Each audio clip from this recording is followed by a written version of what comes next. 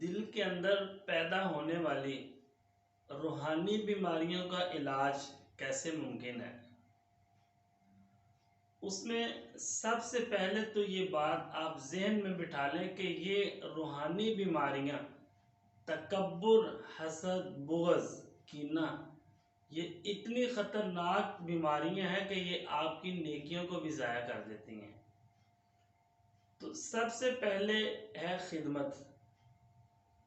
खिदमत क्या है कि अपने घर आए हुए मेहमान को अच्छे तरीके से रिसीव करना, मोहब्बत के साथ उसको बिठाना, उसकी खिदमत करना और उसी मोहब्बत और खुलूस के साथ उसे दरवाजे तक रुखसत करना और उसके जाने के बाद उसके इस्तेमाल शुदा बर्तनों को धोना। ये खिदमत एक ऐसी चीज़ है कि इंसान के अंदर जो अना होती है उसे ख़त्म कर देती है। और जो बंदा खुश दिली के साथ घर आए हुए मेहमानों की खिदमत करता है, अपने दोस्त अहबाब की खिदमत करता है, फिर उनके इस्तेमाल शुदा बर्तन धोता है, तो ऐसे बंदे की आजिज़ी के अंदर फिर कोई शक नहीं रहता। तो इंसान के तकब्बुर और हसद को ख़त्म करने का एक बेहतरीन ज़रिया वो खिदमत है। उसके बाद नंबर 2, नमाज में जब हम क़याम करते हैं, रुकू करते हैं, फिर उसके बाद सजदा करते हैं। नमाज के अंदर सजदा करना, अपना सर ज़मीन पे रखने का हुक्म और उसकी हिकमत यही है कि इंसान को पता चल जाए कि मैं अल्लाह रब्बुल इज़्ज़त की बारगाह में खड़ा हूँ और उस ज़ात के सामने सजदा कर रहा हूँ। जो इंसान के अंदर तकब्बुर और हसद ऐसी ख़तरनाक बीमारियां हैं कि ये आपकी सारी नेकियों को, आपके सारे नेक अमाल को भी ज़ाया कर देती हैं और आपको पता नहीं होता। नेकी आपने की होती है लोगों की खिदमत करके, कुरान पाक की तिलावत करके, नमाजें अदा करके, सख्त सर्दी की हालत में ठंडे पानी के साथ वज़ू करके फजर और इशा की नमाज आपने पढ़ी होती है। रोज़े की हालत में भूख और प्यास को बर्दाश्त आपने किया होता है। ये सारी की सारी नेकियां की आपने होती हैं, लेकिन जब आप किसी बंदे के साथ बुग़्ज़ रखते हैं, जब आप किसी इंसान से हसद करते हैं, तो ये सारी की सारी नेकियां उसके नामा अमाल में चली रहती हैं, आपका नामा अमाल बिल्कुल खाली हो जाता है। सजदे की हालत में सर ज़मीन पे रख के अल्लाह ताला की तस्बीह बयान करना, उसमें इंसान 2 चीज़ों का इजहार करता है। नंबर 1, सबसे पहले वो कहता है कि ए बारी ताला, ये नाक जिसको मुआशरे के अंदर इज्जत की अलामत समझा जाता है, वो कहता है कि बारी ताला ये इज्जत मेरी नहीं, ये तूने ही मुझे अता की थी। हर तरह की हम्दो सना, हर तरह की इज्जत तेरी है, तूने ही मुझे अता की थी। उसके बाद सर सजदे में रखना, जिसके अंदर दिमाग होता है, जिसको अक्ल व फहम की अलामत समझा जाता है, इंसान अपना सर सजदे में रख के इस बात का इकरार करता है कि ए बारी ताला, ये मेरे अंदर जो अक्ल व फहम तूने अता की है, ये भी सारी की सारी तेरी है, मेरी अपनी नहीं। मैं इसका मालिक नहीं हूँ। ये सारी खूबियाँ, ये सारी सलाहियतें तेरी ही अता करता है। और जब इंसान सजदे की हालत में अल्लाह ताला की तस्बीह बयान करता है, अल्लाह ताला के सामने अपना सर सजदे में रखता है, तो यही वो हालत होती है कि जो इंसान के तकब्बुर को, उसके अंदर बुग़्ज़ और कीने जैसी बीमारी को ख़त्म करने का ज़रिया बनती है। नंबर 3, नमाज जनाजा में शिरकत। इंसान ज़ाहरी तौर पे जितना मर्जी खूबसूरत बन जाए, जितना मर्जी मेकअप कर ले, जितने मर्जी बेहतरीन और उम्दा लिबास पहन ले, अगर उसका दिल ठीक नहीं है, उसके अंदर हसद और बुग़्ज़ जैसी बीमारी मौजूद है, तो फिर याद रखें कि इंसान ज़ाहिरी जितनी मर्जी खूबसूरती बना ले, वो इंसान ठीक नहीं हो सकता। ये बात याद रखें कि ठीक होने के लिए इंसान के दिल का ठीक होना ये बड़ा ज़रूरी है। और नमाज जनाजा में शिरकत का हुक्म इसीलिए दिया गया है, उसके ऊपर जो फ़ज़ाइल हमें बताए गए हैं, ताकि हम नमाज जनाजा अदा करें और हमारे जहन में ये बात बैठ जाए कि इसी तरह एक दिन हमारा भी जनाजा पढ़ा जाएगा, इसी तरह एक दिन हमें भी कंधों पे उठा के ले जाया जाएगा। हम नमाज जनाजा किसी का पढ़ रहे होते हैं, दरअसल उसमें फ़ायदा हमारा होता है, हमें यकीन दिलाया जा रहा होता है, हमें एहसास दिलाया जा रहा होता है कि एक दिन आपने भी इसी तरह दुनिया से चले जाना है। क्योंकि इंसान एक ऐसी मखलूक है, ये खुशी को देखता है तो गम भूल जाता है, ये गम देखता है तो खुशी को भूल जाता है। इंसान जिंदगी को देखता है तो मौत भूल जाता है, मौत को देखता है तो जिंदगी भूल जाता है। ये इंसान की फितरत है।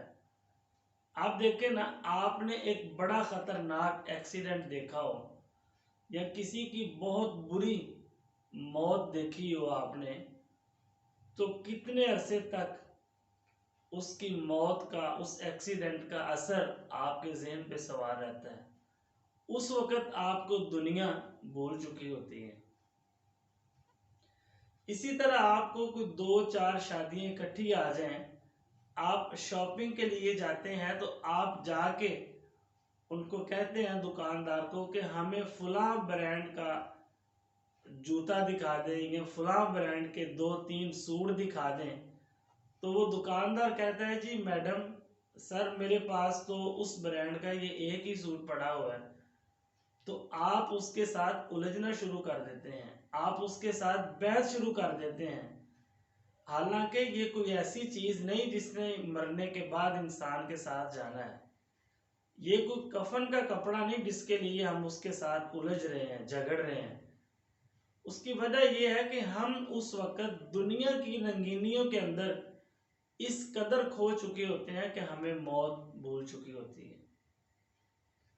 अब नमाज जनाजा पढ़ने के बाद कब्रिस्तान में जाना, मैयत को कब्र के अंदर दफन करना, फिर उसके ऊपर मिट्टी डालना, वो भी इसीलिए है ताकि हमें यकीन हो जाए कि हमें भी एक दिन इसी ज़मीन के अंदर लिटाया जाएगा, हमें भी एक दिन इसी तरह दफन कर दिया जाएगा और हमारे ऊपर भी कई मन मिट्टी डाल दी जाएगी। उस वक़्त कोई बंदा हमारा साथ देने वाला नहीं होगा, उस वक़्त कोई बंदा हमें अल्लाह ताला की ज़ात से छुड़ाने वाला नहीं होगा।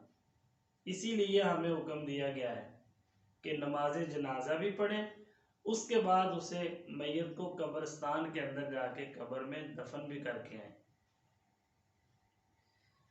एक जदीद तहकीक के मुताबिक कहते हैं कि पूरी दुनिया में लोग रात को जो सोते हैं, उनमें से तकरीबन 7,500 अफराद ऐसे हैं जो रात को बिल्कुल ठीक सोते हैं, लेकिन सुबह वो जिंदा नहीं उठते बल्कि मौत की आगोश में चले जाते हैं, मौत के मुंह में चले जाते हैं। तो ऐसे लोगों के अंदर हमारा शुमार भी हो सकता है। हर रोज एक नई सुबह अता करना, जिंदगी में एक नया मौका अता करना, अपने आप को संवारने का, तौबा करने का, ये कौन सी ऐसी ज़ात है कि जो हमें रात को मौत के मुंह में ले जाकर सुबह फिर एक खुशगवार मूड के साथ, एक हंसते और मुस्कुराते हुए चेहरे के साथ, हशाश बशाश चेहरे के साथ हमें दोबारा फिर एक नई सुबह अता करती है। वो अल्लाह रब्बुल इज़्ज़त की ज़ात ही है। इंसान सारी ज़िंदगी लगा रहे उसकी नेमतों का, उसकी मेहरबानियों का शुक्र अदा करता रहे तो इंसान कभी भी अल्लाह रब्बुल इज़्ज़त की नेमतों का शुक्र अदा नहीं कर सकता। जितनी नेमतें, जितनी मेहरबानियां अल्लाह ताला की हमारे ऊपर हैं।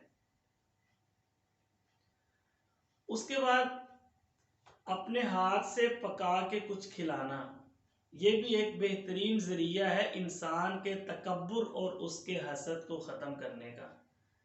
सबसे पहले खाना पकाना, उसके बाद लोगों को तलाश करके उन्हें खिलाना। बाज़ दफ़ा हमने घर में खाना बनाया होता है, कोई खाने वाला नहीं आता तो हमें शर्मिंदगी भी होती है। लेकिन याद रखें, ये वही हालत है कि आप जब खाना बनाते हैं, दूसरों को खिलाने के लिए उनका इंतज़ार करते हैं, तो ये वो हालत है कि जब आपके नामा अमाल के अंदर मुसलसल नेकियां लिखी जा रही होती हैं, आपके गुनाहों को अल्लाह ताला माफ़ कर रहे होते हैं। लेकिन याद रखें कि उसके लिए शर्त ये है कि आपकी नीयत ठीक होनी चाहिए। आपकी नीयत अल्लाह ताला को राज़ी करना होनी चाहिए, अल्लाह ताला की मखलूक को फ़ायदा पहुंचाना होनी चाहिए। फिर इसके ऊपर अल्लाह ताला आपको अजर व सवाब अता करेंगे।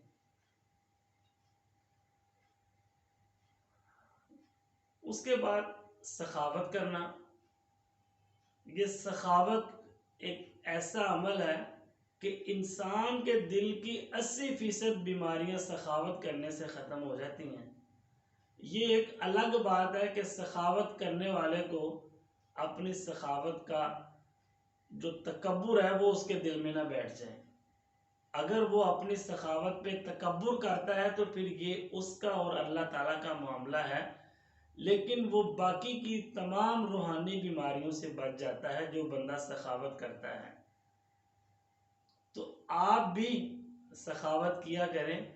अब देखें, पहले तो मैं स्टूडेंट से बात कर रहा हूँ कि आप देखें, हम में से बहुत सारे ऐसे हमारे क्लास फेलो हैं, हम उनसे किताब मांग लें तो वो नहीं देते। उनके पास नोट्स बने पड़े हैं, हम मांग लेना कि यार हमें नोट्स दे दें, अपने तैयार कर लेते हैं तो वो नहीं देते। यानी कि बतकाज़ा बशरियत हमारे अंदर ये गलती है कि हमारे पास बहुत सारी ऐसी चीज़ें मौजूद हैं लेकिन हम दूसरों को देते नहीं हैं। आप देखें, अभी सोचें कि हम सब के घरों के अंदर बहुत सारी ऐसी चीज़ें मौजूद हैं जो हमारे इस्तेमाल में नहीं हैं, लेकिन हम किसी दूसरे को भी इस्तेमाल के लिए नहीं देते। हमने वो सारा सामान, वो सारी चीज़ें किसी फर्द के साथ मंसूब करके उनको रखा हुआ है, इस्तेमाल नहीं करते। इंसान मर जाता है, कब्र में चला जाता है, लेकिन उन चीज़ों का इस्तेमाल नहीं करता। लेकिन याद रखें कि एक मुसलमान बंदे को, एक मोमिन बंदे को ये बात ज़ेब नहीं देती कि वो दुनिया की इन आर्जी चीज़ों से दिल लगाए। अल्लाह रब्बुल इज़्ज़त की बारगाह में दुआ है कि अल्लाह ताला हमारे दिल के अंदर जितनी भी रूहानी बीमारियां हैं, तकब्बुर, हसद, बुग़्ज़, कीना, इन सारी बीमारियों को दूर कर दे और हमारे दिलों के अंदर अपनी रज़ा के लिए अपनी मखलूक की मोहब्बत बिठा दे। अपनी रज़ा के लिए अपनी मखलूक की खिदमत करने की अल्लाह ताला हमें तौफीक अता फरमाए। अल्लाह ताला हम सब का हामी व नासिर हो। पाकिस्तान जिंदाबाद।